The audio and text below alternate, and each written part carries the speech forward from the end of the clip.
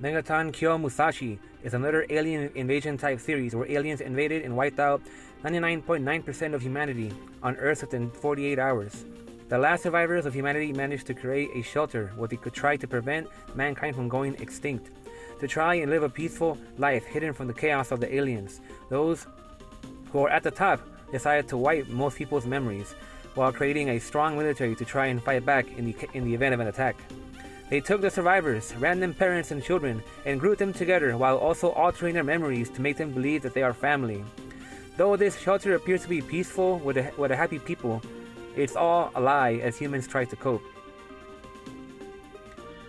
Yamato begins the episode by getting bailed out of jail after a street fight. He is taken up by Teru, who has a plan for him, and Ryogo. He tests their strengths in a fight against humanoid robots, and after they pass, takes them underground to a secret location. Yamato is a breath of fresh air for the fall season because of all the boring, bland, naive, and overly moral main characters that plague it. He's quick-tempered and not afraid to tell or show you what he really thinks. Outside the season, you could say he's just another hot-headed protagonist. In a way, he reminds me of Joe from Ashura no Joe. Even the voice is similar. Oddly enough, one of the directors of this Megaton series I did notice had also worked on works from the same author of Ashura no Joe. In this shelter also exist two people, a dark-skinned man and a little girl named Arsham, who seem to have something to do with the aliens because they refer to the accusation of them destroying the shelter as not our mission. What is happening here is that Arsham is the next runner-up to be the queen of the aliens. Her mother, the queen, doesn't seem too fond of Arsham because her daughter is looking to peacefully coexist with the humans, while her mother believes that civilizations from other planets cannot possibly coexist and must always be doomed to fight each other. She sent her daughter to the shelter in secret so that she may shed blood by killing pilots, so that she may see the light, or see the darkness, you could say in this case, and finally begin bearing her fangs and make herself worthy of being the next queen. Arsham is also revealed to have the ability to possess individuals' bodies temporarily. Additionally, and in order to be able to survive amongst humans, they take special environmental adaptation meds to stay alive. Elsewhere at the base, Yamato and Ryugu are told that they were handpicked because of their advanced skills from amongst the rest of the flock. They are told that they will be fighting the aliens with a giant mecha called Megaton-kyuu Musashi. However, Yamato says he will not take part in it as it doesn't interest him, and he leaves despite being told the story of what happened to humanity. Then, surprisingly, Sayaka draws him in by telling him that if he does it, she will bring back his memories. Yamato had thought that he was having weird headaches and feelings, and feels now that has something to do with that. He agrees, and he sees the traumatic past where the aliens invaded. They blew up his house while he was in front of it, and his parents got blown up and burned to death. He tried to reach out to his little sister in the fire, but failed after a large alien mech stomped her, crushing her to death. Yamato comes to and now realizes why he had all these strange feelings. It was the phantom pain of the erasure of his memories and the trauma. As he remembers again his sister getting crushed, he vomits. Teru decides to take him to a healing area, but Yamato refuses, saying he is ready to fight. Suddenly, alarms go off warning that the aliens have found the shelter and are preparing their attack. In an interesting way to speed up the plot, they have the technology of their base transcribe information into Yamato and Ryugu to instantly teach them how to operate Megaton Musashi. It's a massive robot that at this time requires 3 operators, seeing as though they are rookies, supposedly, or sleeping giants as the higher-ups say. Teru is the third. It surprises Yamato to see that some of the regular, everyday people he sees around the city are soldiers here as well, who are playing along with the false peace to protect the last of humanity. Yamato, Teru, and Ryogo then prepare to fight. Yamato is filled with rage because he wants to avenge his family. In episode 2, the 3 use Megaton Musashi to assist their comrades and crush the aliens. Yamato shows his skill by using Megaton's moves in an unorthodox way that always ends up with good results. It impresses everyone how creative and outside the box he uses Megaton's abilities, but Sayaka still proves hard to please. Sayaka herself is revealed to have some sort of problem with her health and is seen shooting a purple substance into her arm later in the middle of the night. She would collapse, and it is unknown yet what this is. It's funny to see that a comrade of hers questions her health, and she tries to brush it off to him by implying she is on her period. Now this is just a suspicion that I have, but Sayako might be an alien, and the substance she injected herself with could be the meds Arshim and her aide were talking about, that they have to take in order to be able to adapt and stay alive around human environments.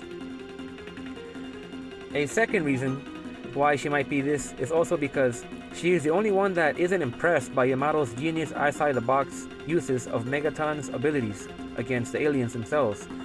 Or maybe she's just that strict. Episode 3 has a hilarious first half where Arshim uses Asuna's body after possessing her to try and kill Yamato. She constantly fails as things keep getting in her way, such as Yamato ducking or rushing somewhere out of excitement while not even knowing he has danger stalking behind him. Stray dogs attacking her, and other things also. Eventually, Yamato catches on to Arshim while she is in that body and confronts her about following him. Her aide assists her and tells her to just tell him that it is because she isn't in love with him. I found that silly and outrageous and laughed out loud. What follows reminded me a lot of Macross, where the aliens don't really have an understanding of natural love, and Arshim awkwardly tries to make the confession. Then, Nishino appears and panics, obviously out of jealousy, that there is no way that that this has to be unnatural for Asuna to tell Yamato that she loves him. It was even more funny that Arshim and her aide took that very seriously and thought that they made a mistake in their love confession. The battle in this episode was good as well. It features more of Yamato's ingenuity, such as when he used a center-focused blast total lasting time to drag it across the landscape to hit and destroy other enemies. The CGI in this anime, I would say, is impressive. It's not like early Batgirl where it looks soulless and awkward. It's much more pleasing to the eye and brutal to watch how impressive and destructive it looks. The movements are much more natural looking than your standard cheap CGI in anime. Asuna eventually wakes up and goes to see Yamato, who of course is under the impression that she still loves him, and she tells him to stay away from her. A teacher appears hidden behind a tree watching and gives himself away to the viewers that he is the other assassin that was shown earlier hiding his face. Here's where some interesting parts start taking place between the aliens. Arshim takes a sort of curiosity towards Yamato. He tells her, after another failed assassination attempt, while thinking it's Asuna, that he is fighting against the aliens partly to help restore peace. Arshim starts to think because she wants peace too, despite what her mother says, the queen, and though it's her mission to kill him, it makes her wonder. The teacher assassin sees that she dropped her weapon and suspects something is happening with her because of her constant failure to kill Yamato. Eventually, the teacher invites Yamato into his classroom and pretends to want to engage in art activities and prepares to stab him to death. Suddenly, Arshim comes in as Asuna once again and stops this from happening.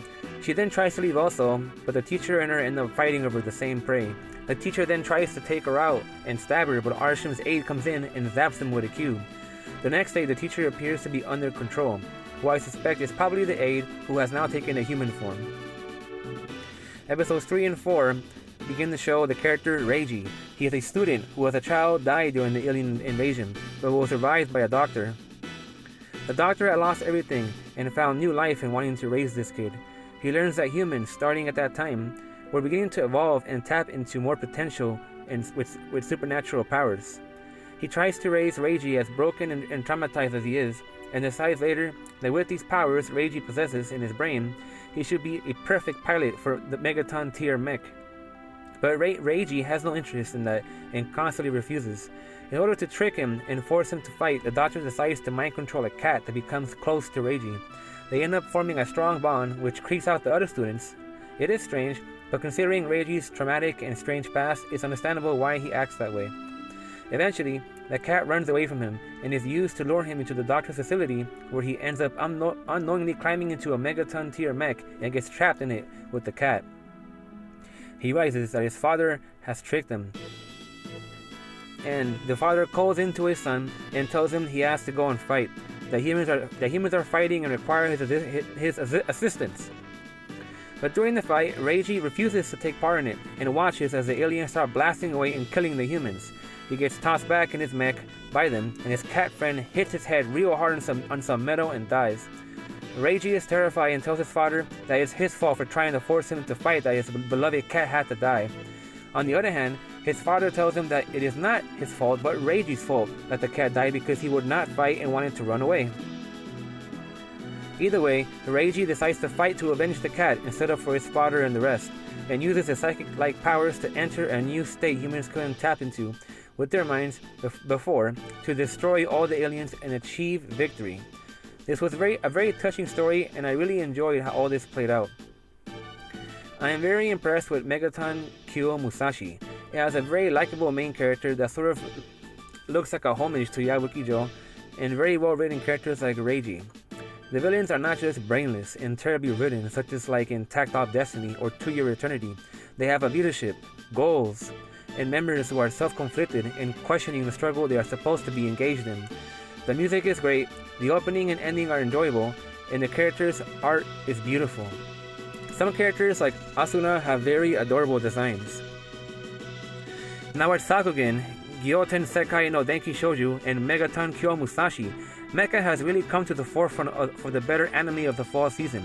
Non-mecha wise, I believe they are challenged by Osama Ranking, Heike Monogatari, and Lupin III Part 6.